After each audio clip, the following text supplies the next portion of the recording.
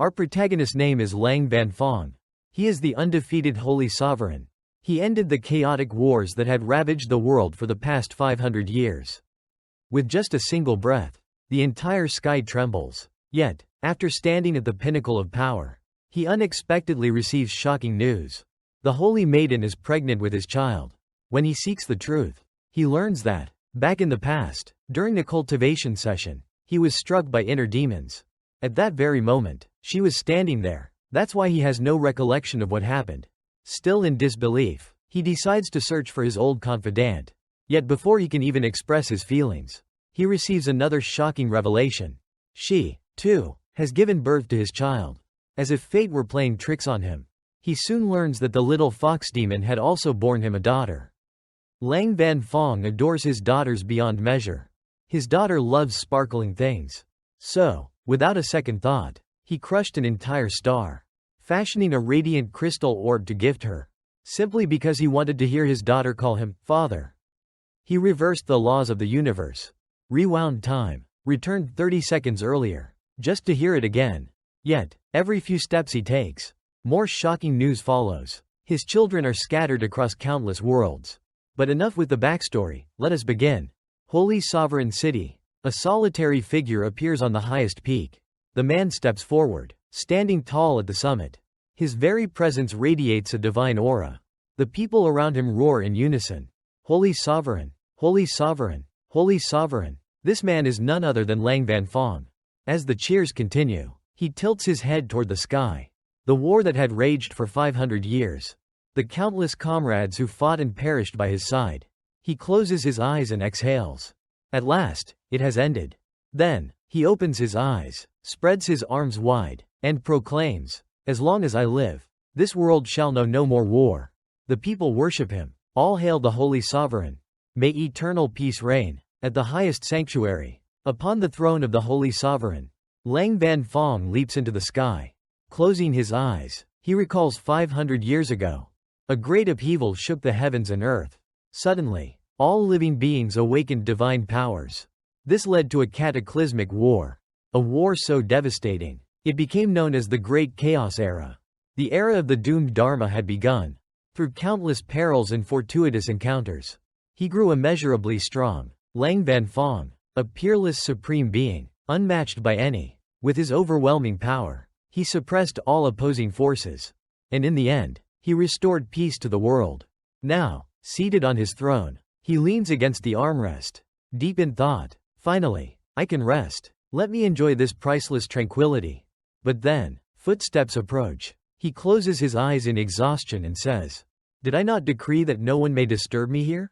The approaching man laughs cheerfully. "Senior brother, it's me. Must you be so formal with me?"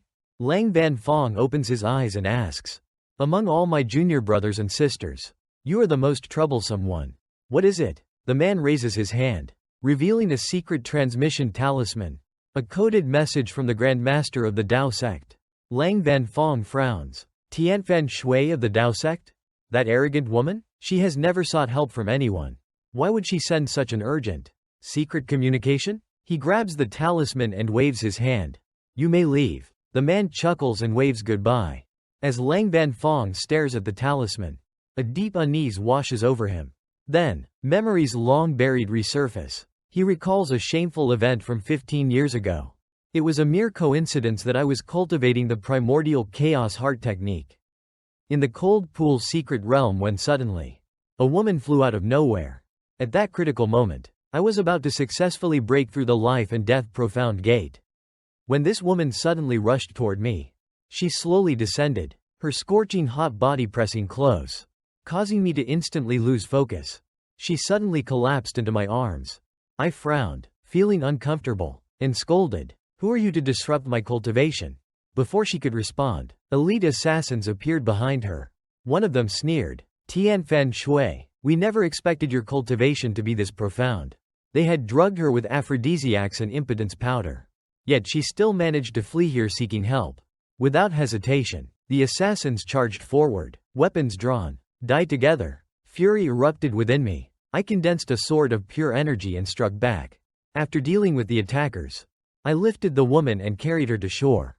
But the moment I picked her up, A sharp pain struck my heart. Veins of red energy surfaced in my eyes. Damn it. The unbound meridian syndrome. I'm on the verge of chi deviation. I immediately laid her down. I had to focus all my energy to suppress the chaotic chi inside me. Activating my full inner strength, I attempted to stabilize my energy flow. Just then, a soft hand gently pressed against my back. Before I could react, the woman wrapped her arms around me. Her eyes filled with burning desire. I panicked. What the hell is she trying to do? Damn it, I can't move now. If I do, my cultivation will be ruined. Rage flared inside me. I shouted angrily. Get off. What are you standing there for? But she merely giggled mischievously, leaned close to my ear, and whispered, the situation is dire. I need to borrow you to detoxify myself. Before I could protest, she forcefully kissed me. My eyes widened in shock. And what followed was inevitable. A moment later, she calmly tidied her clothes and prepared to leave. Before departing, she glanced back at me and said, if you ever find yourself in trouble, speak my name, Tian Fanu. I shall repay this debt of detoxification. I stood there trembling with anger, watching her disappear into the distance. Damn it, this was the legendary hit and run. How dare she taint my purity? Just like that, and she left? Tian Fanu, I will remember you. Years later, during a great battle, where various sects joined forces to eliminate the demon clan, she extended a hand toward me, offering a polite handshake, as if it were our first meeting. Tian Fanu of the Dao Sect's 9 provinces command. I clenched my fists in frustration but forced a stiff smile. An honor. But why do I feel like we've met before? Yet she simply responded coldly. Is that so? I don't remember men's faces. I gritted my teeth in fury. Even after countless battles fought side by side, she always treated me like a stranger. But, I had to admit, she was a woman with remarkable courage. A warrior willing to sacrifice herself for peace. Years passed. She eventually rose to become the Grand Master of the Dao Sect, exuding an extraordinary aura of leadership. The summons. One night, an urgent message arrived from the underworld talisman. At the 3rd hour of the night, meet at the forbidden summit of the Dao Sect. A matter of utmost importance requires discussion. I frowned. The demonic threats had long been suppressed. What could be so urgent that required the use of an underworld talisman? When the appointed hour arrived, I, Lang Banfong, stood at the forbidden summit. Waiting, Lang Banfong gazed into the distance, his expression shifting to one of utter confusion. Why, this place of all places? Memories of his most humiliating moment resurfaced in his mind. He coughed awkwardly and sat down, waiting for her arrival. Suddenly, a familiar voice spoke from behind. Holy Sovereign, you arrived early. Without turning around, he responded. In this world, very few matters can make the Grand Master of the Dao Sect, Tian Fanu, use an underworld talisman. Naturally, I am curious. At that moment, she stepped forward. She was dressed modestly, yet still exuded an undeniable allure. Lang Banfong sat there, tense, waiting. Tian Fanu took a seat across from him, casually waving her hand to summon a teapot and cups. With a simple gesture, water from the distant lake floated into the air, gently pouring into the teapot. She lifted the teapot gracefully, pouring a cup of tea before making it hover towards him. This is Da Hong Pao, she said, a famous tea from 500 years ago. Have a taste. Banfong. He caught the teacup, his gaze fixed on her as he took a slow sip. Then, without hesitation, he asked, all right, speak. What wicked cult is causing trouble this time? Tian Fanu gently blew on her tea before replying. This concerns our son. Lang Banfong barely reacted. Ah, our son? How is he? Wait, something felt off. His expression turned pale as he suddenly spat out his tea, spraying it directly onto Tian Fanu's face. He hadn't even swallowed it yet. Eyes wide with shock, he shouted, what did you just say? Our son? Tian Fanu calmly wiped her face. Seeing his panic-stricken expression, she said, calm down first. Lang Banfong, however, slammed his palm onto the table, causing it to crack apart, small stone fragments scattering in all directions. He shouted again, are you joking? You and I, aside from a few battles together. 1. We have no relationship. 2. We have no romantic ties. Where did a son come from? Then, suddenly, something clicked in his mind. A flash of memory resurfaced. The moment she kissed him. Tian Shui remained expressionless and simply replied, "You are not mistaken. It was that time, when I borrowed you to detoxify myself." Hearing these words come directly from her mouth, Lang Vanfong fell completely silent. Slowly, he raised his trembling hand, pointing at her. "So, you finally admit it? Yet after all those battles together, you kept pretending like nothing happened? I even thought I had gone mad, imagining things." Tian Shui sighed. She calmly said, "Holy Sovereign, please remain calm. This is not your fault." But Lang Vanfong refused to stay calm. Instead, he grew even more furious. "How am I supposed to stay calm? In my entire life, I have treated women with respect. I have never overstepped my boundaries. Yet you used me as a tool to detoxify yourself. You stole from me, and when you were done, you just patted yourself off and left? Not even a thank you?" Tian Shui had just lifted her teacup, but she was shaking so much that even the tea rippled inside the cup. Unable to hold it in any longer, she slammed her hand on the table and stood up. "Enough." Her voice echoed like thunder. "If you want to shout, go ahead. Raise your voice louder. Let the entire Dao Sect hear you." Lang Vanfong instantly froze. Realizing what he had just done, he covered his mouth with his hand, his face turning pale, and frantically glanced around, checking if anyone had overheard. At that moment, Tian Shui finally calmed down. She sat back down, her hands trembling slightly as she lowered her gaze. "Why are you so tense? From beginning to end, you did nothing wrong." Lang Vanfong was momentarily stunned, slowly removing his hand from his mouth. "That's right, I didn't do anything wrong. Then why am I so anxious?" Crossing his arms, he let out a huff. "If I wasn't wrong, then that means you were." Tian Shui's eyes dropped slightly, her expression turning somber. "That's why, all these years, I never once thought about making anyone take responsibility." Lang Vanfong suddenly raised his hand. "Wait a moment." Tian Shui looked at him, slightly surprised. "What is it?" Lang Vanfong pressed his fingers against his temples, deep in thought. "I need to calm down first." Just then, the teapot suddenly floated into the air, catching Tian Shui's attention. It slowly drifted toward Lang Vanfong, who took hold of it and poured the entire contents into his mouth. He drank until over 10 full cups had gone down his throat. Tian Shui watched in silence, her expression growing heavy as she saw him chugging down the entire pot of tea. After setting the empty teapot down with a loud thud, Lang Vanfong looked at her and declared, "Since things have come to this." He met her gaze and firmly said, "Then let's get married." Tian Shui was caught off guard, her cheeks turning a faint shade of red. What did you just say?" Lang Vanfong closed his eyes, lifting his hand into the air. From the flickering light, a small piece of wood rose into the sky. He clenched his fingers, and the wood began glowing red-hot, emitting a brilliant golden light. Then, as if by magic, the piece of wood disintegrated, revealing a radiant white diamond ring, shimmering amidst the golden dust.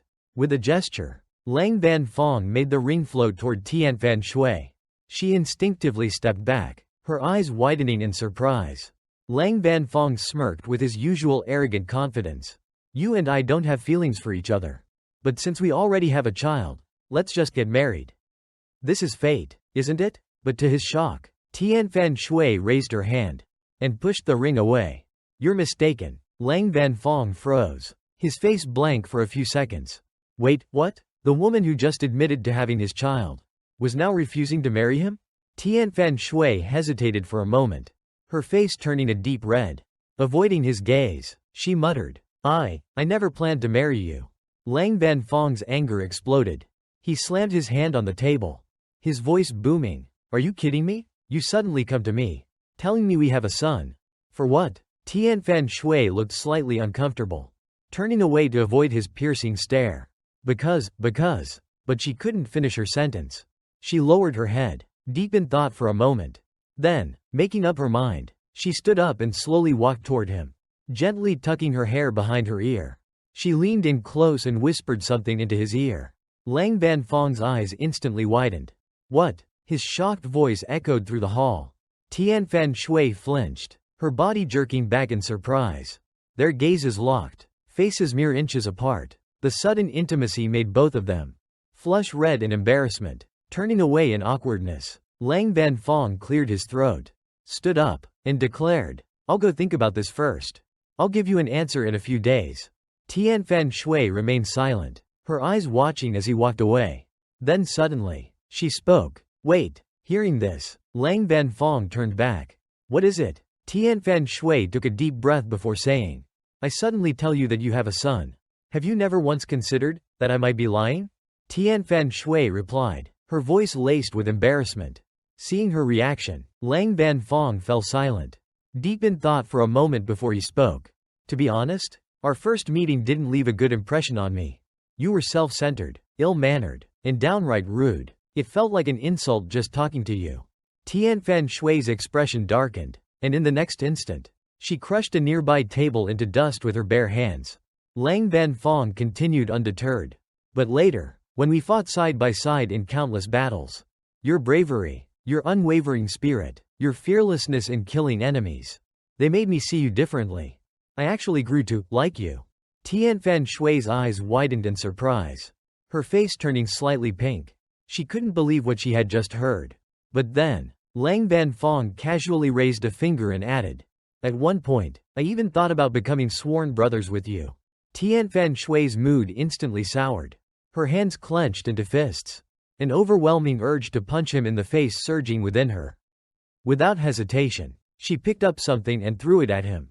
"Who the hell wants to be your sworn brother? Just hurry up and go figure out what you're going to do." A few days later, Lang Vanfong remained composed, his figure soaring through the night sky, leaving behind a streak of red-orange light. But even though he had left, Tian Shui was still fuming. That night, the sky was beautiful, the full moon shining brightly, countless stars twinkling, as soft clouds drifted lazily across the heavens. A truly dreamlike scene. Meanwhile, high above in the starry night, Lang Vanfong flew alone. But now that he was by himself, his true emotions began to surface. What the hell just happened? He clutched his head, his face covered in sweat, his eyes bloodshot from overthinking. He shouted into the void, "What is going on?" His heartbeat pounded erratically. Calm down, calm down. I have cultivated to the point where nothing should faze me. Even in the face of 10,000 enemies, I remain composed. So why is my heart racing like this?" Lang Vanfong frowned, shutting his eyes tightly, his mind swirling with countless thoughts of the woman who once wanted to be his sworn brother. Yet, sweat continued pouring down his face. Then, his expression changed drastically, his face turning pale, his eyes widening in shock. No, this can't be happening. This sudden panic, this unfamiliar feeling, it was too much for him to handle. I need to fight someone. Now. Grinding his teeth, Lang Vanfong searched for a way to vent his frustration. Floating amidst the vast starry expanse, he scanned his surroundings, as if searching for a target. Suddenly, a streak of red light shot across the sky, trailing behind it wisps of white mist from beyond the galaxy. That light was heading straight toward a planet bathed in a crimson glow.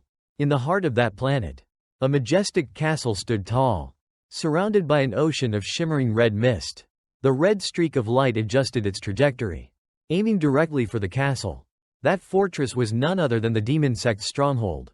At its grand entrance, strange, scribbled markings adorned the gates, alongside ancient inscriptions from the Celestial Archive.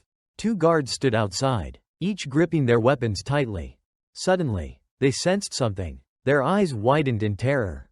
As they looked up at the sky, a red light, a silhouette floating within it. The red-cloaked guard gasped in horror, quickly turning to warn his comrades. "It's the Holy Sovereign. Sound the alarm." But it was too late. Lang Vanfong descended from the heavens, his gaze cold and merciless.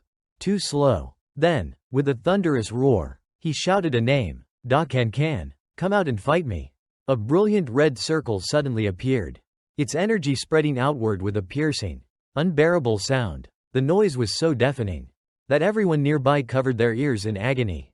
Meanwhile, standing outside, Lang Vanfong appeared completely at ease, watching the chaotic scene within the castle walls. Inside, shrieks and furious roars echoed, as sinister demonic energy surged wildly, turning the once majestic fortress into a swirling mass of purple smoke. Then, in an instant, a black-haired woman shot into the sky, her body moving like a phantom wind. Lang Vanfong's lips curled into a smirk as he watched her approach. Against the dark sky, amidst the red and purple mist, two blazing streaks of light, gold and violet, clashed violently, tearing through the night. It was Da Can. Finally, she had revealed herself. Face to face, they stood suspended in the air. Da Can shoved him back, her eyes brimming with mocking disdain. Lang Vanfong, ever composed, assessed her calmly. You've improved. In this world, there are only a handful of people, aside from you, who could break through my golden desolation body shield at its second level. The wind howled, tousling their hair. Da Can leaned in slightly, whispering in a low, venomous voice, "You bastard." Her eyes burned with contempt.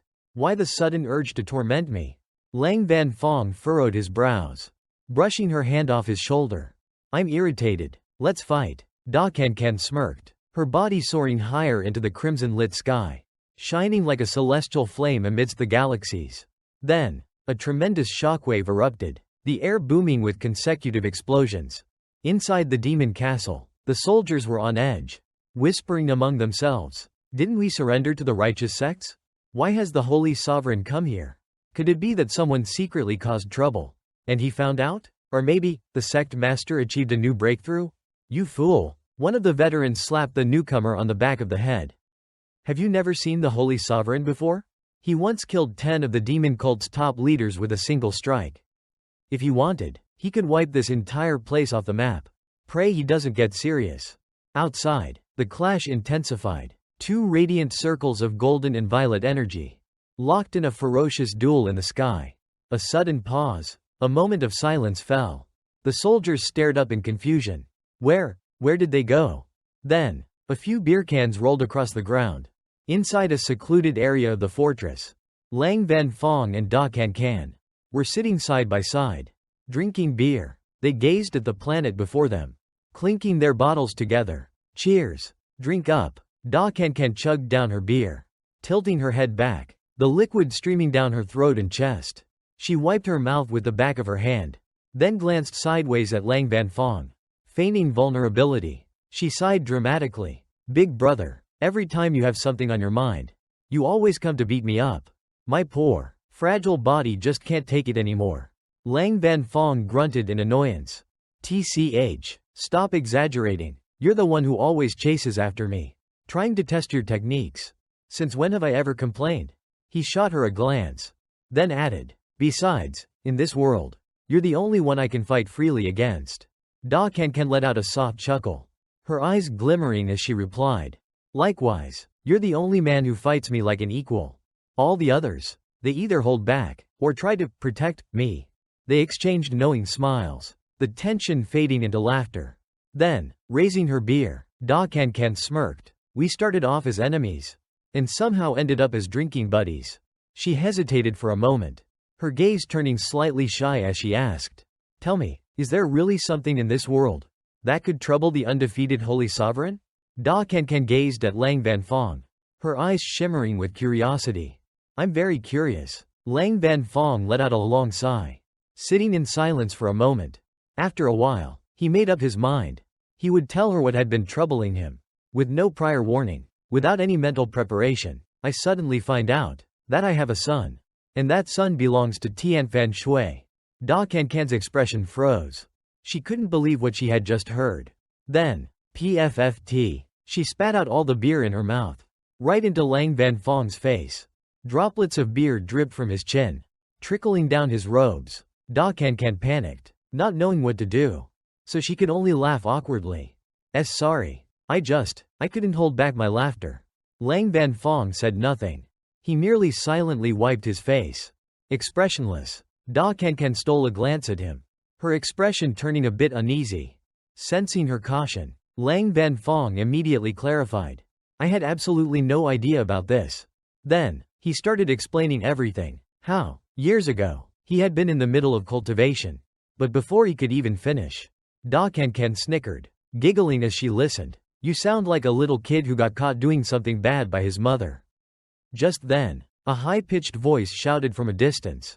Don't bully my mother. Both Lang Vanfong and Da Can turned their heads toward the voice.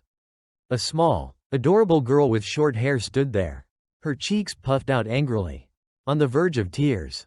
Suddenly, The little girl charged straight at Lang Vanfong, her tiny fists flailing furiously as she punched him repeatedly. "Bad guy, stay away from my mom." But her cotton-like punches had absolutely zero effect on him. Lang Vanfong could only smile helplessly. He pointed at the girl, then turned to Da Can. "Is she your daughter?" Da Can merely smirked, gently tucking a strand of hair behind her ear. Meanwhile, her daughter was still furiously attacking, so Lang Vanfong simply held her head at arm's length, keeping her out of punching range. He let out an awkward laugh. "You had a child, and you never told me? I would have at least given you a red envelope." Then, he looked at the little girl, examining her carefully. "She's adorable. She loves her mother this much." In a ruthless place like the Celestial Archive, this kind of familial bond is rare and precious. Da Can narrowed her eyes, a sly smile forming on her lips. "Oh, do you really think so?" Suddenly, Lang Vanfong's expression changed drastically. A sharp pain stabbed into his stomach. He looked down, and saw the little girl had plunged a demon slayer spike into his abdomen. She wasn't holding back at all. In fact, she even wore a mischievous, devilish grin. Lang Vanfong immediately pushed the spike out using spiritual energy, a burst of red aura sweeping away the surrounding demonic energy. With a swift motion, he grabbed the little girl, holding her still. His voice turned stern. "This is not a toy." But the little girl refused to back down. She struggled violently, her small fists flailing. Let me go, you bad man. Who told you to bully my mom?" Da Can, watching the two argue like children, couldn't help but laugh heartily. Taking advantage of the girl's distraction, Lang Vanfong snatched the demon slayer spike from her hands. He gently warned her, "If you're not careful, you might end up hurting yourself with this." Suddenly, a clicking sound came from the spike's handle. In an instant, sharp thorns burst out from the grip, covering it entirely in spikes. Lang Vanfong was so startled that he immediately dropped it. His face twisted in irritation. He turned toward Da Can's daughter, about to scold her, but before he could even open his mouth, the little girl pulled out a small, round pill, and just as Lang Vanfong was about to yell at her, she threw it straight into his open mouth. Da Can's daughter had successfully thrown the pill into Lang Vanfong's mouth. He froze for a moment, feeling the strange pill in his mouth. His expression turned to one of shock. But then, he quickly regained his composure, smirking arrogantly. "Ha, little brat, you think this will work? My body is immune to all poisons and curses." Before he could finish his sentence, his face twisted in horror. His complexion turned pale. His lips quivered. "Bitter, so bitter. What the hell is this?" The awful taste spread across his tongue like poisonous fire. The little girl darted away, hiding behind Da Can, giggling mischievously. Da Can simply explained, "That pill? Oh, my daughter got it from the 5 Venoms Elder. It contains 5 different flavors, none of them deadly, but all of them unbearable. Even demons and monsters fear it." Lang Vanfong's face contorted in pain, as if he was about to vomit his entire soul out. He tried to spit it out, but failed. Finally, in a fit of frustration, he shouted, "That's it, I'm mad now. This is not something kids should be playing with." The little girl stuck out her tongue, making a silly face as she hid behind her mother. Meanwhile, Lang Vanfong kept rubbing his tongue desperately, trying to wipe away the taste. His eyes suddenly landed on the beer cans from earlier. Without hesitation, he grabbed 2 cans, popped them open, and chugged them both down at once. Da Can watched helplessly, her expression both amused and exasperated.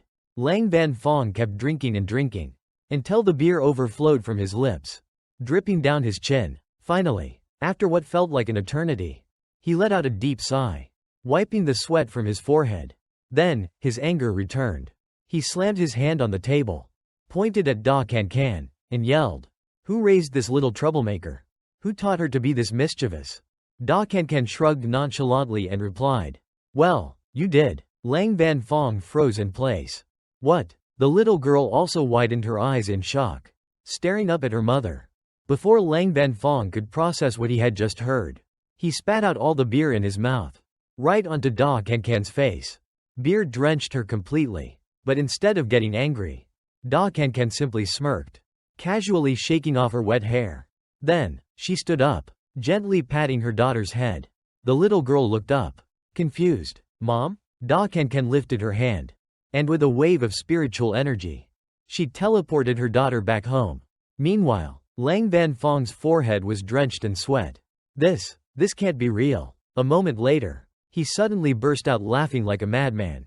Ha ha ha ha. This must be the beer talking. There's no way this is real. Da Can chuckled, handing him another beer can.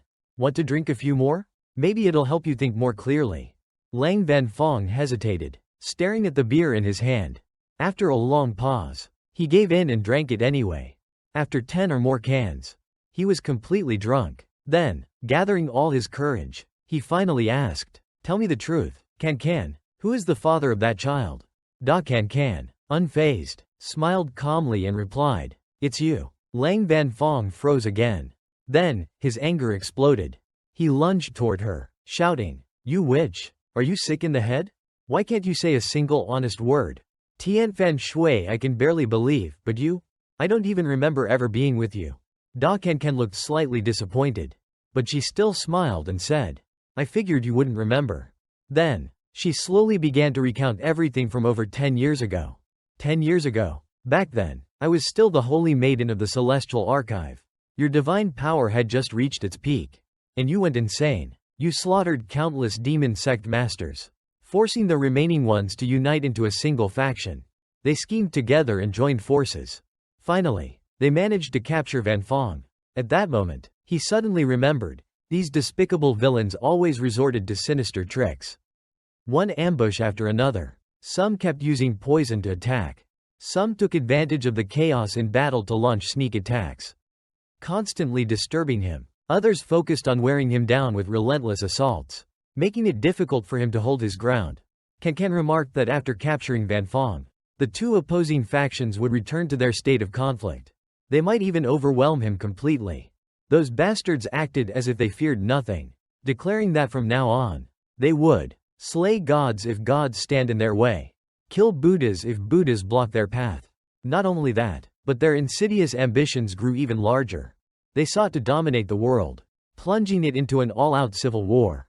Vanfong never expected them to have such a move. At that time, he was imprisoned in the infernal dungeon, barely escaping death. With a soft bite on the tip of his nose, the man whispered, "You truly are the son of fate. It seems your luck hasn't run out yet. In this world, only you would dare to act so freely around me." She spoke, then leaned in closer to Vanfong, revealing a seductive expression as she murmured, "After all, who told me to be a demonic enchantress?" Vanfong immediately pushed her away. "Get to the point, cut the tricks." Can sighed. "You should know, back then, I had already practiced the Moonlit Maiden's Heart Sutra. What else could I do?" Vanfong frowned. "I know the demonic sect's techniques well. You have the ability to assimilate the techniques of others into your own. Even more powerful than the Northern Spirit divine art from that 100-year-old novel. No wonder our sect has produced so many peerless devil lords. However, while this technique doubles one's power, it is also known as the Great Universal Absorption Art, which means men rarely dare to stay around you." Vanfong continued. "And because of that, others have always been eyeing your sect, haven't they?" Can nodded. "Exactly. That year, after the 5 elder demons captured you, they conspired to eliminate me as well. They wanted to divide the power within me among themselves. Their goal was to seize all of Huasha's divine continent in one move." Vanfong crushed the beer can in his hand. His face darkened with rage.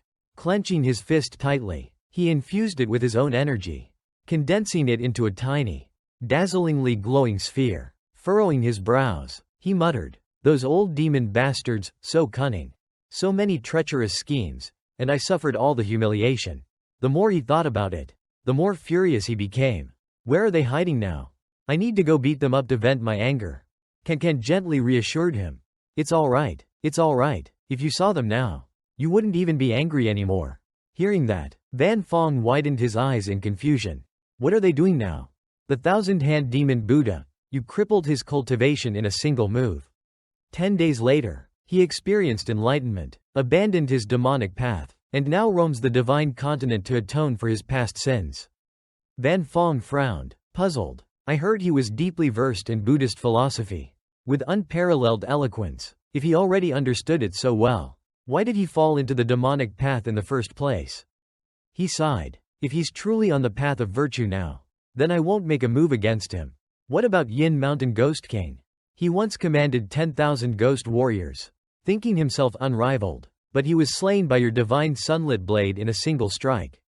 3,000 malevolent spirits howled in agony, their souls shattered beyond repair. Now, he's been reduced to a mere shell of his former self, currently confined in a mental hospital. Hearing this, Van Fong was astonished. Can continued speaking but suddenly hesitated when mentioning the others. Seeing her reaction, Van Fong decided not to press further and let it go. Life is unpredictable. Who would have thought they'd end up like this? He bit his lip, thinking about the tiny object he had inadvertently created in his fit of anger.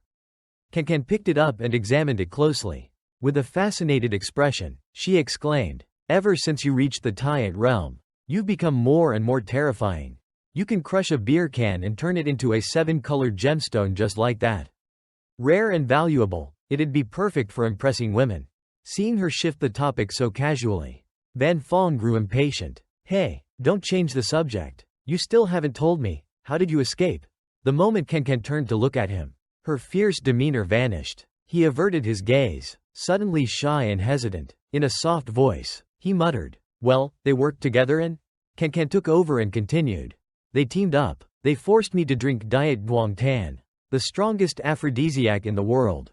They wanted to break my mind, to cloud my judgment. Of course, I wasn't going to let them manipulate me so easily.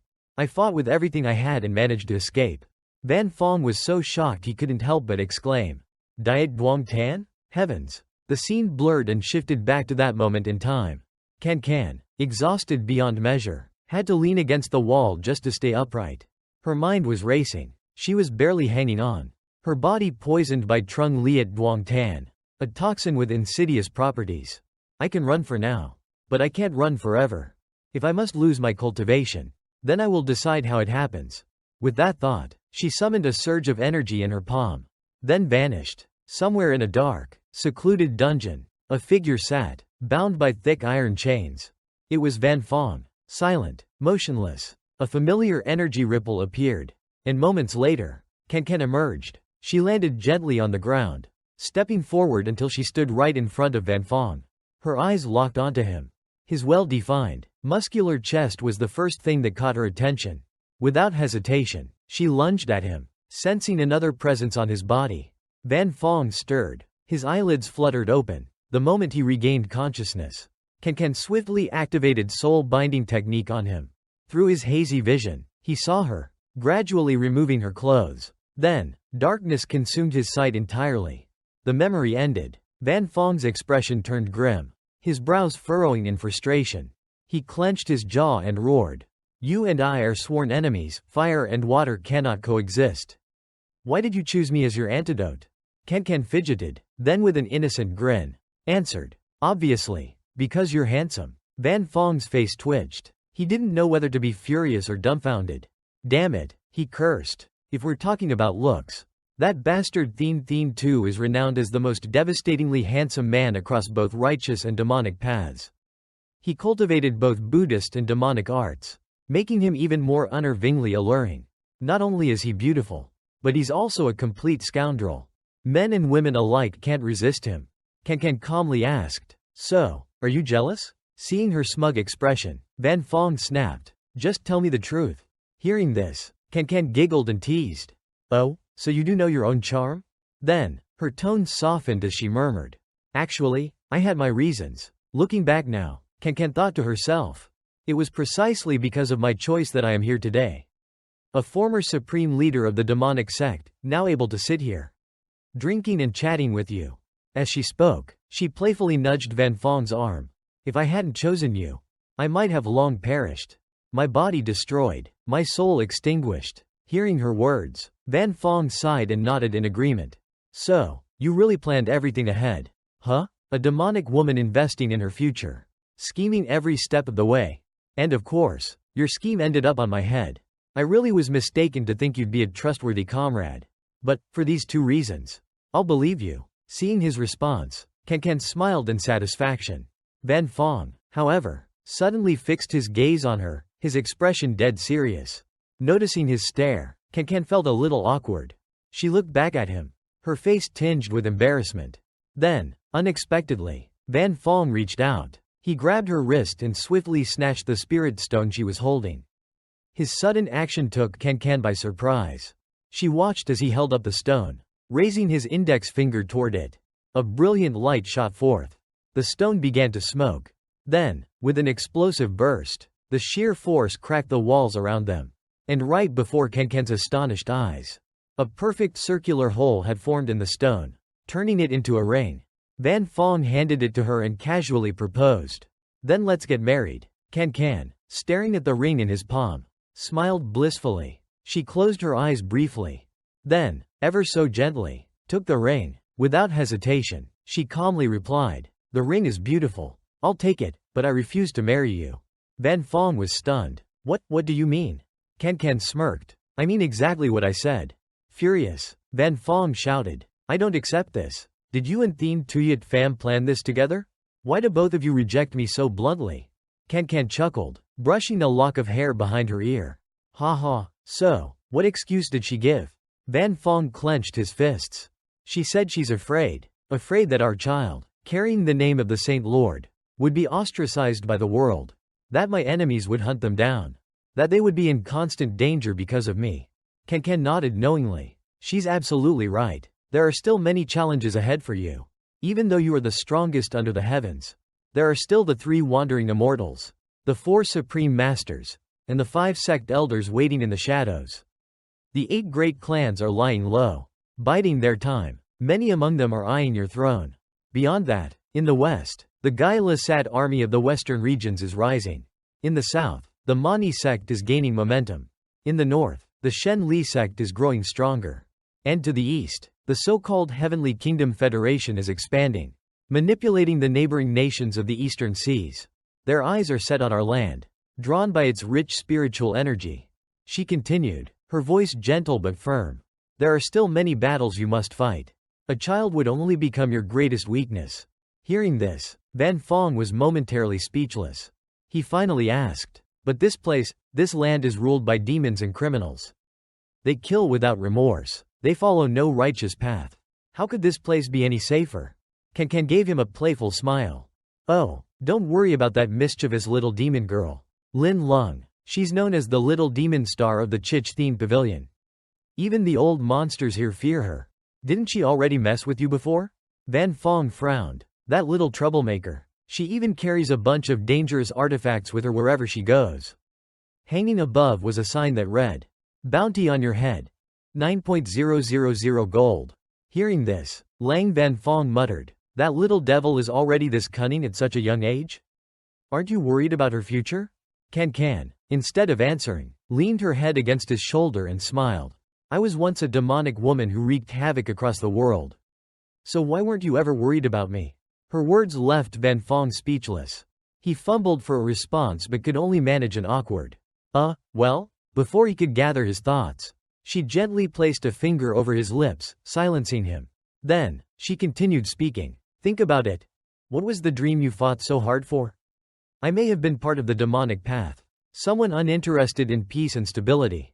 But ever since Lin Lung came into my life, I started reconsidering everything. Perhaps, a change of life isn't so bad after all." Suddenly, Lang Van Fong clutched his chest and groaned in pain.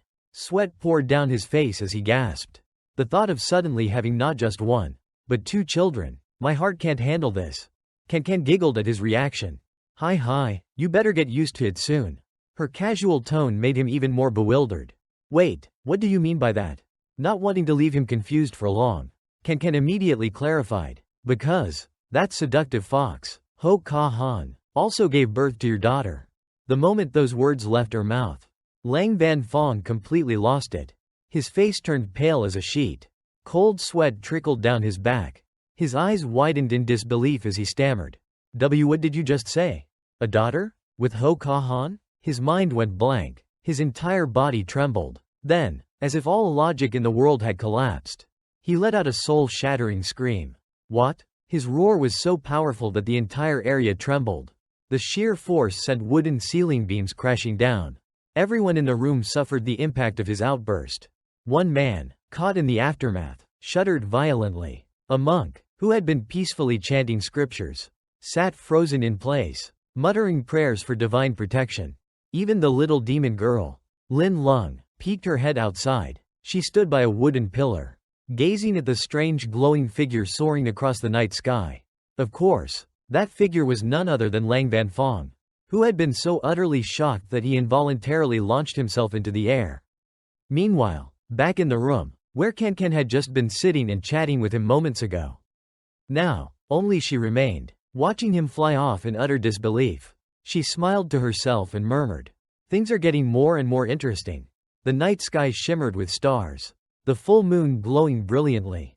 A setting so picturesque, so poetic, until a streak of blinding light blazed across the heavens. It was Lang Vanfong, radiating a terrifyingly powerful aura. It would have been an incredibly cool sight, if not for the fact that his face was drenched in cold sweat, and his expression screamed absolute panic. At this moment, his mind was in complete turmoil. No way, no way.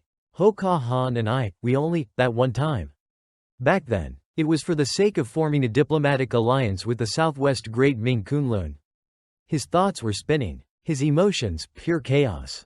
Thinking back carefully, Van Fong recalled his memories with absolute clarity. There was no way such a thing had happened. It was impossible to misremember something like this. Just as he reached this realization, he suddenly halted midair. His expression drastically changed. A thought struck him. Could it be? Van Fong quickly dug deeper into his memories. It was 12 years ago. At that time, Shenzhou, then Chao, was still entangled in the chaos of the Five-Dragon conflict. The situation back then, the Western nation, Da La Sa Guo, Dai La Sat Quoc, harbored ambitions to expand eastward. Their first step was to propose a strategic marriage alliance between Tai Yang Wang, Tai Duang Vong, of Da La Sa Guo, and Zhu Wei Yao Wang Hu Ke Han, Kuvi Yu Vong Ho Ka Han. To facilitate the negotiations, they sent Bai Yi Shen Wang, Bok Da Than Vong, the fifth prince, as an emissary, to Da Ming Kunlun, Dai Min Kan Luan, the nation of 10,000 beasts, located in the southwest of Shenzhou, then Chao. His mission was to force the nation into submission. Van Fong remembered vividly. That day, he had been acting as a special envoy for Shenzhou, then Chao. He had traveled alone to Kunlun. That fateful day, it was he himself who beheaded Bok Da Than Vong with a single sword strike. That very act shook the entire world. Inside the Grand Hall of the Great Ming Empire, Dai Min Quoc, Lang Van Fong and the fifth prince had engaged in an earth-shattering duel. The outcome was undeniable. Van Fong emerged victorious, and the other man was dead. On the battlefield, the ruler of the Great Ming Empire sat upon her high throne, overseeing everything. She was a woman, and at that moment, she was closely observing the unfolding events. On the dueling stage, Lang Van Fong stood tall, gripping his sword tightly. Lying in a pool of blood before him was the lifeless body of the fifth prince. Seeing this, a man, likely an official referee, stumbled forward in sheer panic. He collapsed to his knees, wailing in horror. "Doomed, this is a disaster. What have you done?" Then, from behind the veil-covered throne, the emperor's voice rang out. "The fifth prince of the Great Lasat Empire. With a single stroke, you have erased his place from the throne. The impact of this cannot be understated. Before you acted, did you ever consider that the mighty Great Lasat Empire might now send its full army to our borders? Did you think about the consequences for Shenzhou, then Chao, if war breaks out?" Hearing this, Lang Van Fong remained composed as he responded, "Your Majesty, you can rest assured. The only reason they sent Bok Da here in the first place was to intimidate us into surrender. Had I not slain him, Lasat's armies would have attacked immediately." Hearing his unwavering confidence, even the empress couldn't help but applaud him. The sound of clapping hands echoed through the hall. Then, the empress's voice rang out once more. "Lang Van Fong, the legendary god slayer of Jojo, Ku Chao Sathan. Not only is your martial prowess unmatched, but your intelligence and courage are equally extraordinary." Van Fong replied with modest courtesy. "You flatter me." But his expression remained emotionless. The empress continued, "Though the Great Lasat Empire has not yet mobilized its forces. If they use this as an excuse to justify war, how should we respond?" This was a direct challenge. But Van Fong immediately knew the answer. Without hesitation, he replied, "Internally, the Great Lasat Empire is still unstable. On the surface, their unity seems solid, but in reality, their priesthood and royal family are deeply divided. In 10 years, they won't even be able to withstand a full-scale war." With that, Lang Van Fong raised his sword, its blade brimming with spiritual energy. He continued, "If they dare send another envoy and attempt to subdue us by force." Suddenly, he released the sword from his grip. Then, in a calm but resolute tone, he added, "Let them try, but they'll have to answer to this sword first." As soon as he spoke, his flying sword shot forward, plunging deep into the ground, right beside the head of the fallen prince. At that very moment, the silk veil above the high platform gently fluttered, carried by the evening breeze. The wind blew just enough to lift the veil slightly, revealing the exquisite, breathtaking beauty of a fox demoness. And then, the ruler of the great Ming Empire, Dai Min Kwok, finally spoke. "Sir, by choosing to wield strength in this way, are you not doing the same as the great Lasat Empire?" However, before Van Fong could respond, the woman stood up. She gracefully stepped forward, and with a swift motion, she pulled back the veil completely. Then, she descended from the platform, walking toward Lang Van Fong, who was still standing below. At that moment, Van Fong was utterly stunned. The instant his eyes landed on her, his mind went blank. No wonder his expression froze. Because the empress of the great Ming Empire was none other than Ho Ka Han. She walked barefoot across the floor, her every step silent. Yet, she did not stop in front of him. Instead, she brushed past his shoulder and spoke in a cool, indifferent tone. "These border regions, caught between great nations, just to survive, we are forced to endure humiliation. Forced into marriage alliances, reduced to bargaining chips." She paused. Then, she turned back to face him and asked, "So tell me, High Envoy, which do you prefer?" Then, she asked once more, "Or, do you want both?" But contrary to her expectations, Van Fong calmly uttered a single word. "Friend." Hearing this, Ho Ka Han's expression shifted to one of pure astonishment. "What?" Van Fong, unfazed, elaborated. "Regardless of power, regardless of status, we should coexist in harmony, aid each other in times of peril, and build an alliance based on equality." The moment these words left his lips, the atmosphere between them fell into absolute silence. Their gazes locked, neither saying a word. Then, out of nowhere, Ho Ka Han covered her mouth and let out a soft giggle. Moments later, she burst into laughter, holding her stomach as if she had just heard the most amusing joke. Watching her, Van Fong frowned. "What are you laughing at?" But she was already laughing to the point of tears.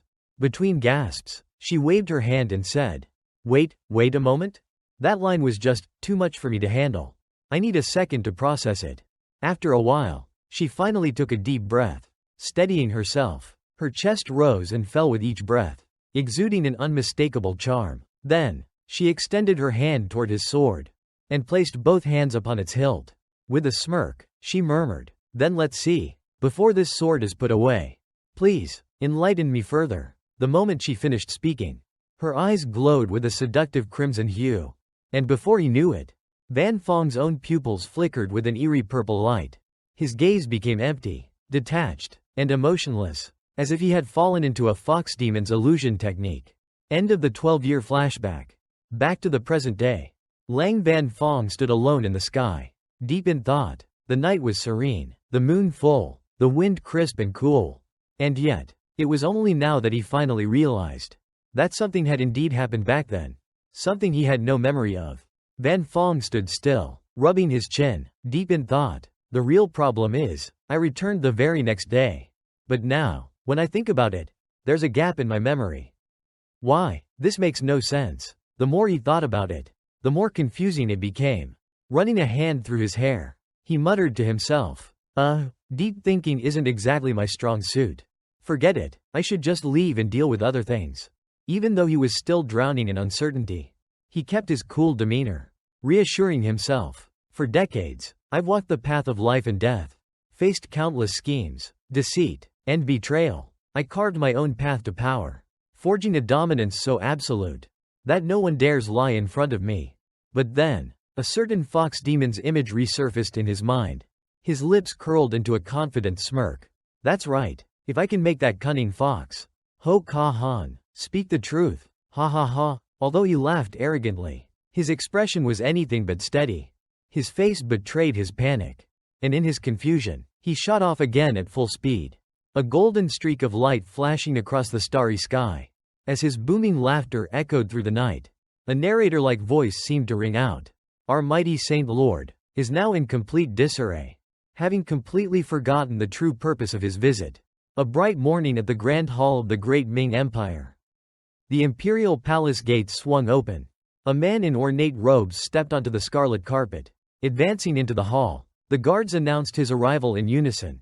His Excellency, the Grand Envoy of the Great Lasat Empire, has arrived. Nearby, hiding in the shadows, Lang Vanfong watched closely. Seeing the scene unfold, he muttered, HMPH, an official diplomatic visit? He glanced around, scanning the surroundings. Then, a realization struck him. His expression darkened. Clenching his jaw, he gritted his teeth in frustration. No, I shouldn't be sneaking around like this. That damned fox demon. I should be standing in front of her, pointing at her face, and demanding answers. Why am I hiding? Frustrated, he paced left and right, muttering under his breath, how do I even start this conversation? Then, with sudden determination, he raised a finger and bellowed. Ho Ka Han, did you do something to me that night? Tell me the truth, now. But then, he hesitated. Wait, isn't this a bit too aggressive? Before he could dwell on it further, a sweet, childlike voice rang out. Papa, what are you doing here? Without thinking, Lang Vanfong automatically answered. I came to pick a fight with that fox demon. Ho Ka Han. The voice giggled and asked again. Why are you picking a fight with Mama? Vanfong instinctively answered. Because But midway through his sentence, he froze. Something wasn't right. His entire body stiffened. Slowly, he turned his head around. And when he finally saw who was standing before him, his mind went blank. It was a little girl. A super adorable little girl.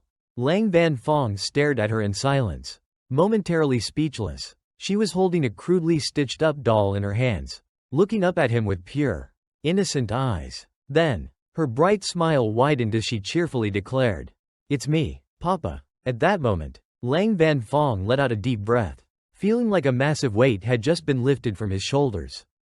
Ah, so that's it. But as he took a second look, the little girl was still staring at him. Unblinking, something felt off. A cold sweat began to form on his forehead. Lang Vanfong broke out in even more sweat. His face turned pale. The little girl was still staring at him with those same bright eyes. Vanfong's eyes widened. He slowly, very slowly, turned his head to face her. Then, he let out a deafening roar that shook the very foundations of the palace. What did you just say? The entire palace went into an uproar. Guards scrambled in panic, shouting, Intruder in the side hall. Lang Vanfong instantly realized his mistake. Shit, that was stupid. He panicked. This was the worst possible way to make an entrance. I can't stay here and cause a scene. Without wasting another second, he pressed his palms together. A small surge of spiritual energy radiated from his hands. Vanfong focused his strength, then activated Heaven and Earth Reversal. The space around him distorted and twisted.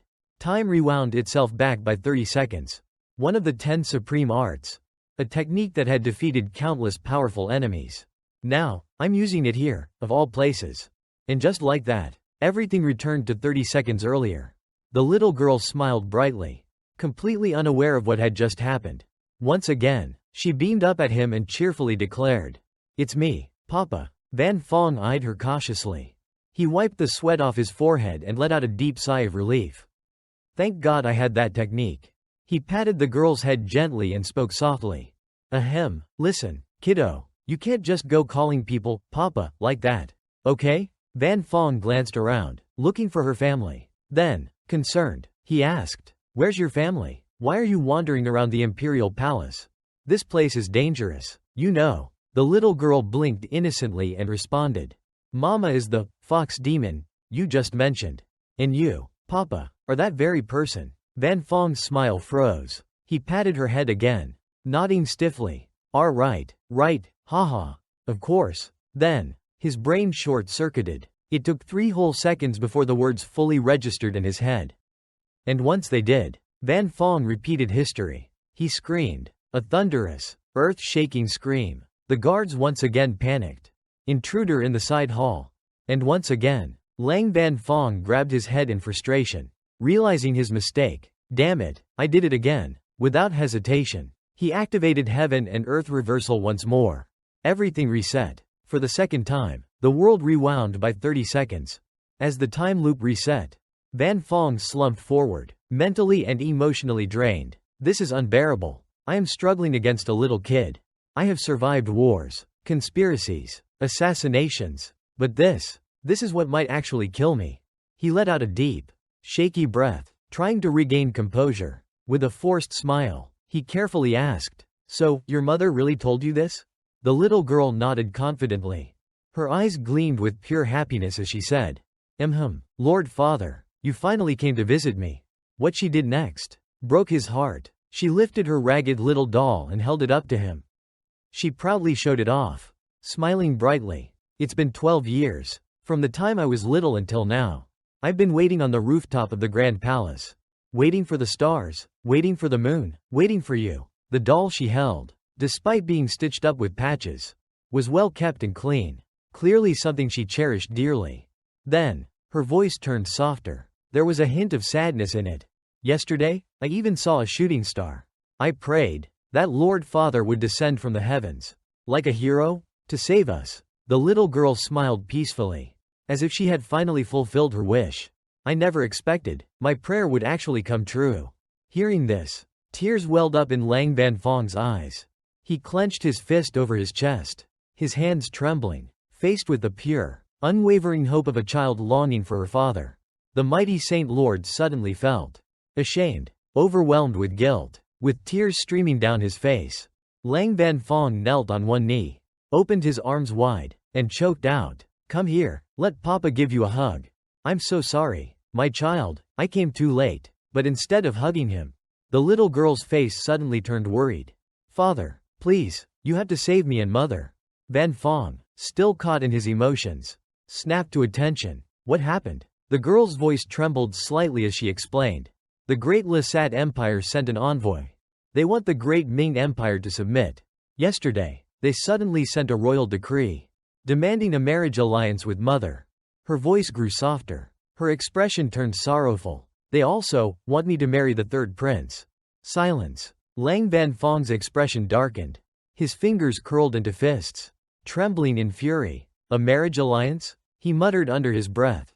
"That damn old fox from Lasat still hasn't given up? Year after year, he keeps bringing this up, taking advantage of Shunzhou's recovery, trying to stir up trouble behind the scenes. And now, not only is he targeting that cunning fox demon, but even my daughter?" Without another second of hesitation, Lang Van Fong sprang to his feet. A surge of fierce, burning aura erupted from him.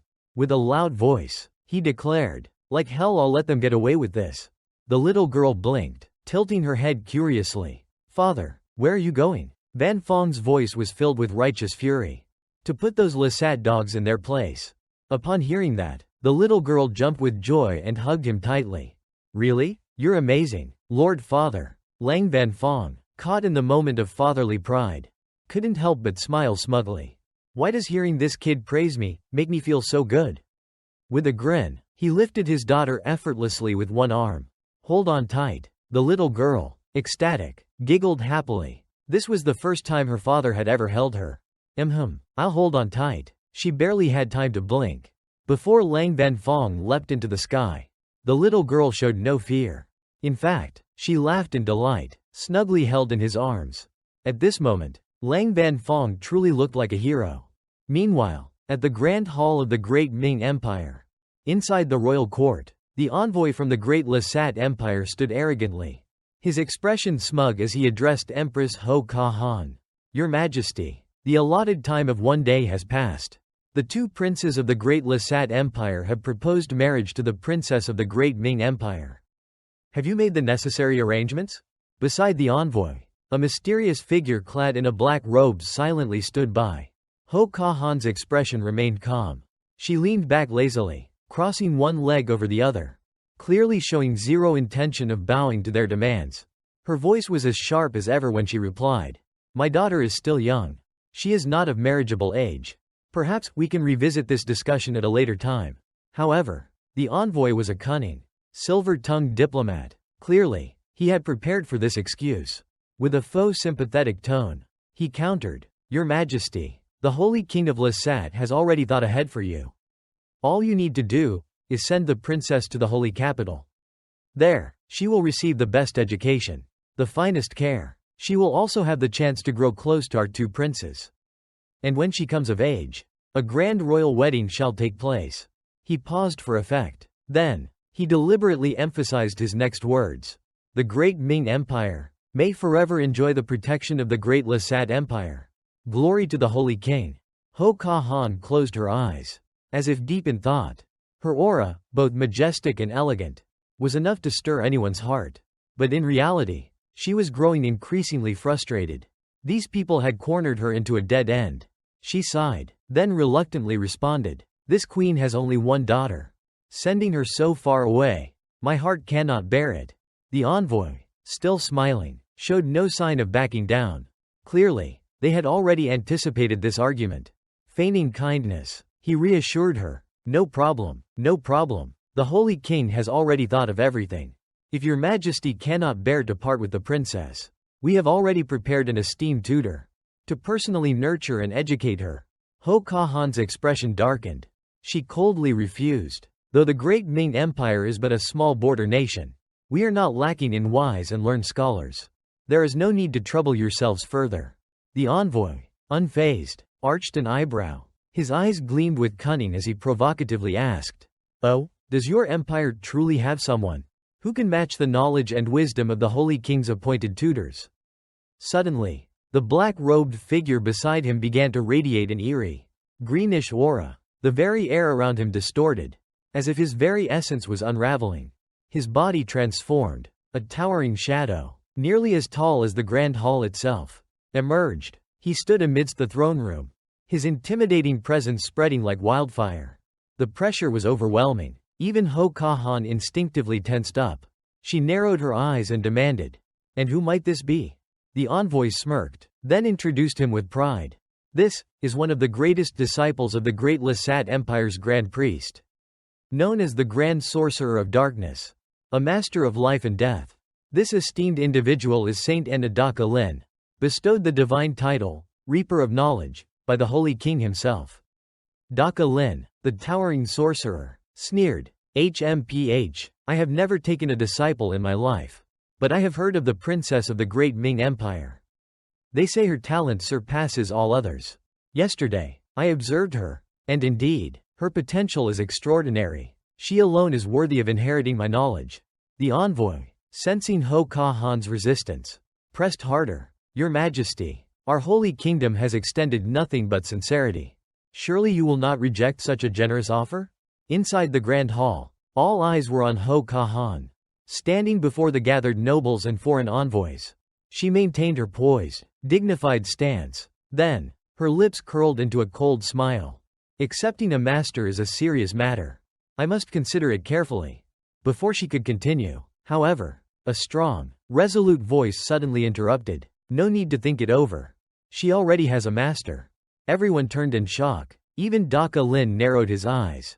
The envoy, taken aback, immediately demanded, "Who dares interfere?" Stepping into view, holding a young fox girl in one arm, was none other than Lang Vanfong. The entire room fell silent. The faces of Daka Lin and the envoy stiffened. Even Ho Ka Han was momentarily stunned.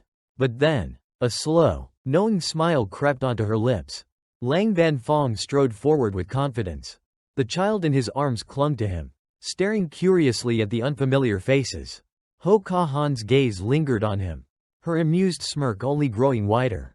Then, she stood up. With graceful steps, she began descending the stairs, each silent footfall drawing the attention of all present. Daka Lin and the envoy watched her closely. As she reached Lang Vanfong, she suddenly lowered her body slightly, and, with deliberate elegance, performed a formal bow. Then, in a teasing voice, she greeted him. "Greetings, Saint Lord. Why did you arrive unannounced?" As Ho Ka Han spoke, her lips curled into a mischievous smile. Hearing that name, the envoy visibly flinched. Even Grandmaster Daka Lin was momentarily stunned. Sweat began to form at his temples. The envoy, clearly unsettled, quickly turned to him for guidance.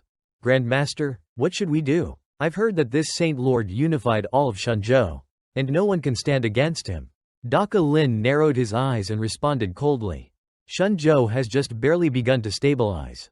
The empire is still in reconstruction. How could their Saint Lord suddenly appear here? And have the time to claim a disciple? Clearly, this is nothing but a staged performance. A cheap trick to prevent me from taking in the princess as my student.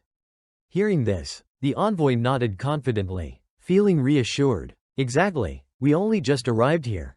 Even if they had sent out a secret message, there's no way he could have arrived this quickly. Behind them, Ho Ka Han let out a soft chuckle. She turned to Lang Banfong and teased him with a smirk. Oh, could it be that the Saint Lord and I share some divine connection? Or perhaps, you secretly longed for me, and couldn't resist sneaking here for a visit? She sighed dramatically, feigning sudden realization. Wait, don't tell me, were you already here this morning, watching while I bathed and changed? Hearing this, Lang Banfong fell silent. He had nothing to say.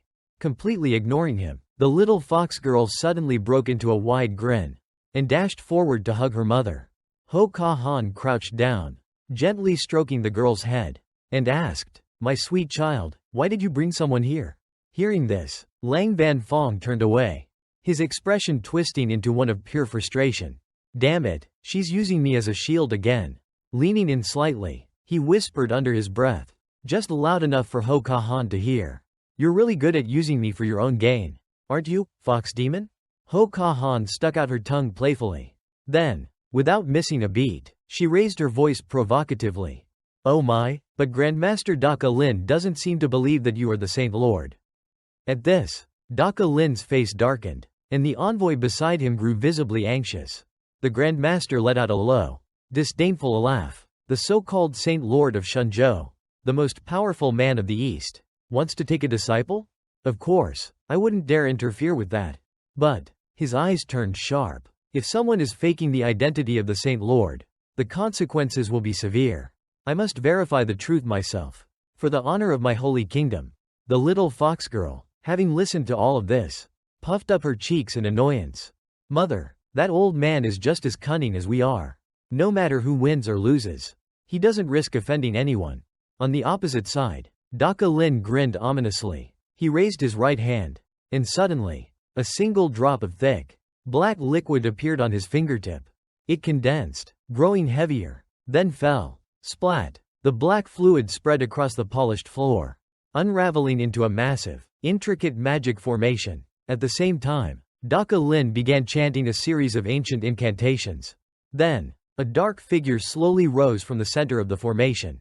A skeletal figure, draped in a tattered black cloak, holding a massive, curved scythe. Its empty eye sockets glowed ominously, radiating pure malice. Ho Ka Han frowned, her expression growing serious. This is the forbidden art.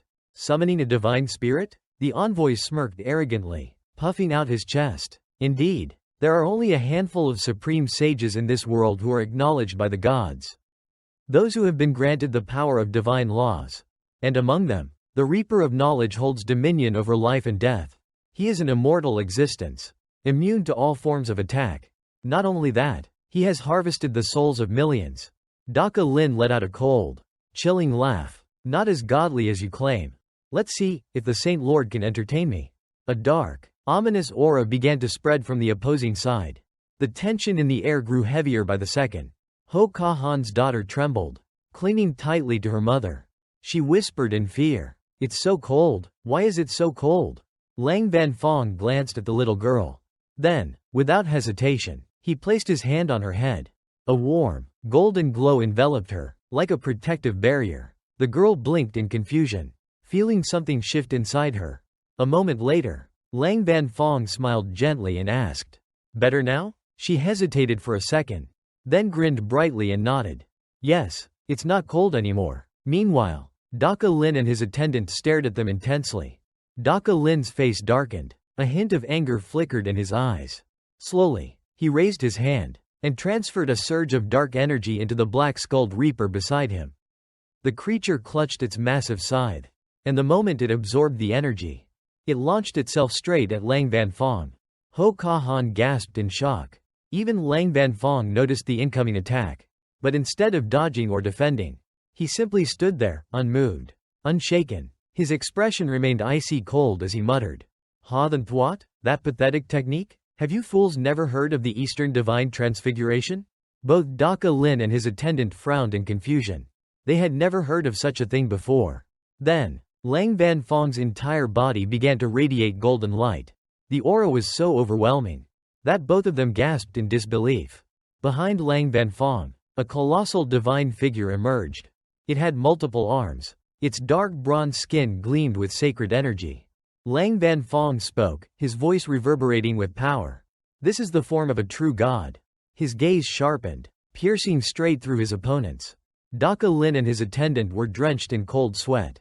They instinctively muttered, "Impossible." A blinding golden light erupted from Lang Vanfong's body. Then, two enormous hands materialized in the air. And in a split second, they grabbed the black-skulled reaper. Without hesitation, they crushed it like an insect. The creature's body shattered instantly. Its dark aura scattered into nothingness. The impact was so strong that even Daka Lin and his attendant were caught in the shockwave. A fierce windstorm blasted across the hall. Dust and debris swirled everywhere. For a moment, there was complete silence. Lang Vanfong remained standing, his back turned to them. Then, he spoke, "Tell your king, even though Shenzhou has just begun rebuilding, as long as I am here, no foreign power will ever lay a hand on it." Daka Lin and his attendant trembled in fear. They instinctively covered themselves, because their clothes had been completely blown away by the wind. Gone was their arrogance. Gone was their confidence. Now, they bowed repeatedly, their voices shaking. "Why yes, we understand." Lang Vanfong smirked in satisfaction. "Then get lost. And while you're at it, go ask your king what happened to Bok Da Than Vong 12 years ago." With a simple wave of his hand, a powerful gust of wind swept through the hall. The two men were instantly hurled out, flying into the distance. But even as they disappeared, they dared not curse. Instead, they shouted one last thing. "We're sorry." The dust slowly settled. Lang Vanfong stood unshaken, completely composed. For him, this was far too easy. Meanwhile, the wind had lifted the hair of both Ho Ka Han and her daughter. The little girl gasped in awe. Excited, she tugged on her mother's sleeve and asked, "Mother, did you arrange for father to come save us?" Ho Ka Han gently brushed her hair back. Then, with a playful glint in her eyes, she turned her gaze toward Lang Vanfong. Ho Ka Han gently asked, "I truly don't know. The Lasat envoy arrived so suddenly. How did the Saint Lord know about this?" Lang Vanfong slowly approached the two of them. He was about to answer. But suddenly, the little girl burst into tears and screamed loudly. The deafening scream made Lang Vanfong freeze on the spot. He completely forgot what he was about to say. Ho Ka Han, worried, immediately turned to her daughter, fearing that something was wrong. But to everyone's shock, the little girl suddenly jumped excitedly, her face beaming with triumph. "Mother, I got you. You fell right into my trap." She pointed straight at Lang Vanfong, her voice full of confidence. "You really are my father, aren't you?" Both Lang Vanfong and Ho Ka Han were completely stunned. Lang Vanfong lowered himself slightly, looking into the little girl's determined eyes. Ho Ka Han sighed, but then, with a gentle smile, she crouched down to her daughter's level, held out her hand, and nodded. "That's right. You won, my dear." A small hand and a large hand met in a high five. The little fox girl happily bounced around Lang Vanfong, grinning ear to ear. "Yay, I finally found my father." Then, out of nowhere, she rushed to her mother and whispered in her ear, "Mother, I had to ask. Father's face is okay, but just average at best. And he's kind of dumb, but a little strong. Why did you pick him?" Lang Vanfong, standing right there, looked at them with a confused expression. "What are you two whispering about?" Ho Ka Han giggled, then replied casually, "Oh, just talking about how maybe it was the right time, the right place, and fate." The little fox girl froze, her face blank, as if she half understood but also didn't. Lang Vanfong, on the other hand, walked toward them and raised his voice. "Hey, don't just ignore me like I don't exist. What are you two even talking about?" Ho Ka Han smirked and teased. You really have no sense of romance. Do you? Then, her tone turned dramatic. Besides, my heavenly silk dress is ruined. There was only one of its kind. Your energy blast earlier shredded it to pieces. Now you'll have to come with me to the inner palace so I can change. Saying that, she casually poked at the torn part of her dress. Lang Banfong, still trying to process what she just said, let out a dumbfounded, before he could react. Ho Ka Han looped her arm around his and said, "Come on, let's go." Then, she pulled him away. Lang Banfong blinked, his brain struggling to catch up. Wait, go where? Meanwhile, the little fox girl giggled mischievously and ran after them. Wait for me, mother, father. Inside the imperial palace's inner chambers. Inside Lang Banfong's resting quarters. The two fox mother and daughter were playing around on the bed. Lang Banfong, however, stood frozen, staring at the unexpected scene before him. Ho Ka Han had started undressing. She had already removed everything. Only a thin silk veil covered her figure. Seeing this, Lang Banfong quickly spun around, his face slightly flustered. The little fox girl, lying on the bed, tilted her head and asked, "Father, why aren't you looking? Is mother not beautiful?" Lang Banfong's eyebrow twitched. What kind of nonsense is that? I'm showing respect. At that moment, a series of images flashed in his mind. Memories of various men staring at Ho Ka Han. Then, the little girl's voice echoed in his head. Every man who sees mother stares at her without blinking. That proves she has charm. Lang Banfong clenched his fists. Who the hell has been teaching this kid? He turned to Ho Ka Han, demanding, "What have you been teaching your daughter?" The little fox girl smirked confidently and answered, "Mother says, a woman must use all of her charm to conquer her enemies. Softness overcomes strength. A curved path is better than a straight one. And, if all else fails, offer both a big stick and a carrot." Before Lang Banfong could even process those words, a voice suddenly rang out from behind him. "What do you think? My daughter is quite smart, isn't she?" Ho Ka Han stepped out, now dressed in a sleek black gown. Hearing her voice, Lang Banfong glanced at her, then turned fully to face her. Clearing his throat, he muttered, "Who even teaches a child things like that?" Ho Ka Han laughed softly and replied, "She learns fast. All those tiger generals and warlords ended up submitting to her. Now they follow her commands without question." As she spoke, a memory surfaced, her daughter riding a massive ape, while a tiger warrior beside her wielded a giant axe. Lang Banfong crossed his arms and scoffed. "Nonsense. Just tell me, what exactly is going on?" Ho Ka Han exhaled slowly before explaining. Ever since she became aware of things, she always wanted to know who her father was. But I never told her. Lang Banfong raised an eyebrow and asked, "So, what, you were ashamed of me?" Ho Ka Han smirked. "So instead, I played a game with her, to let her find out on her own." Before Lang Banfong could process this, the little fox girl nodded excitedly and chimed in. "Yup, I flipped through all the military records of the great Ming Empire. I listed every powerful warrior from over a decade ago." As she recalled the past, a visual of a giant scroll appeared in her mind, with several names written on it, including Lang Banfong's. "Then, I tested each and every one of them. Only a few remained, and you were one of them. But in the end, you were the one who came to me first." Next, a memory flashed in her head, of her chewing candy, when suddenly, a golden figure soared past the sky. She immediately used the moment to her advantage, calling for her father to rescue her, while also tricking her mother into revealing the truth. The little fox girl grinned, holding up a hand-stitched doll, a small, crude replica of Lang Banfong.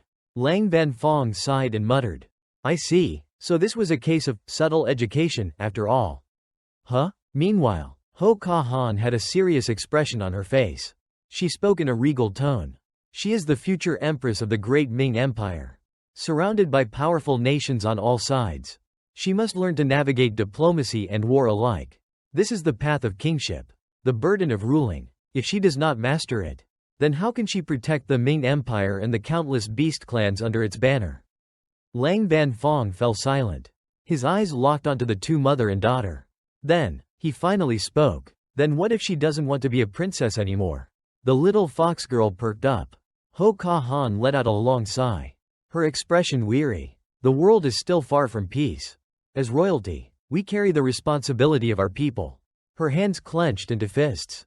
Lang Vanfong, however, countered. The peace I desire is not just peace for a single kingdom. It is a world where everyone can live without fear. Where my daughter can live freely. Without burdens. Hearing this, the little fox girl's face lit up. Really? Because I hate being a saintess. I have to study all these boring formalities. I have to memorize intelligence reports on surrounding nations.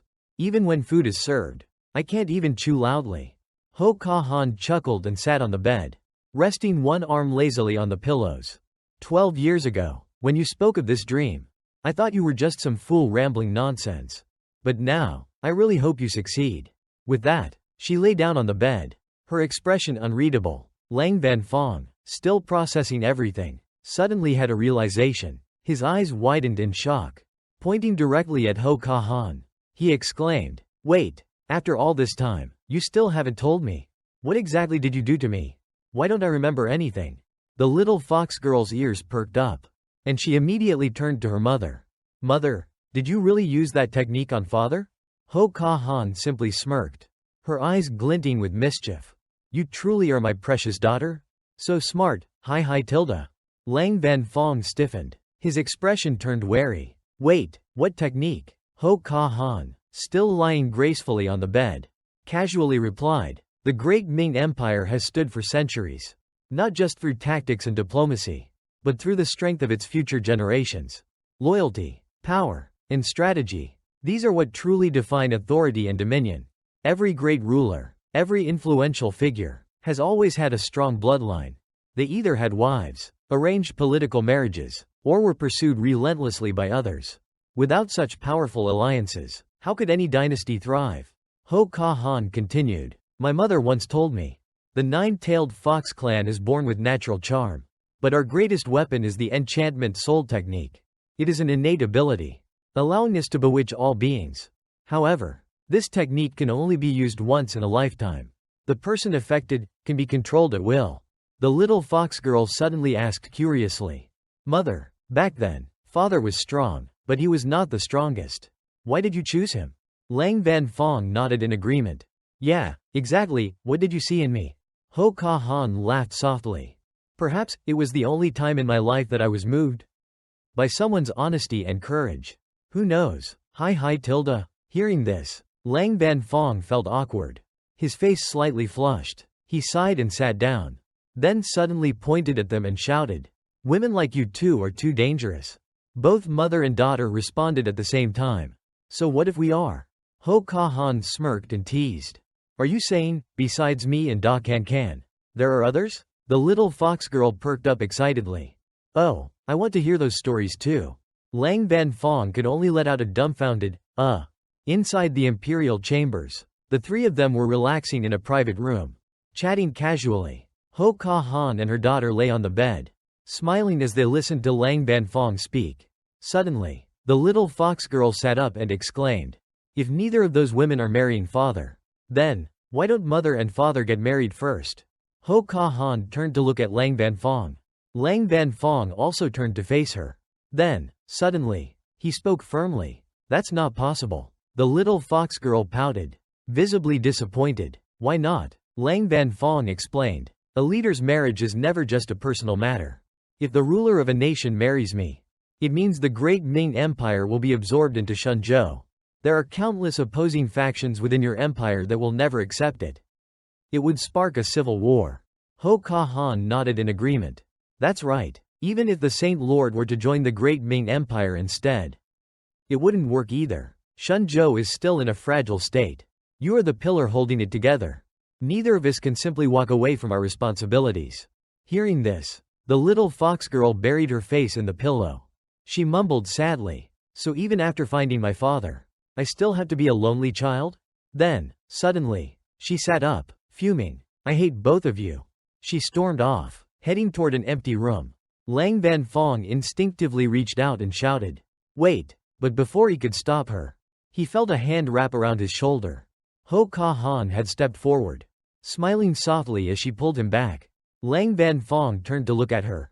Puzzled, she simply shook her head gently, her expression unreadable. Lang Vanfong furrowed his brows and muttered, "Ho Ka Han spoke. This is the burden of royalty.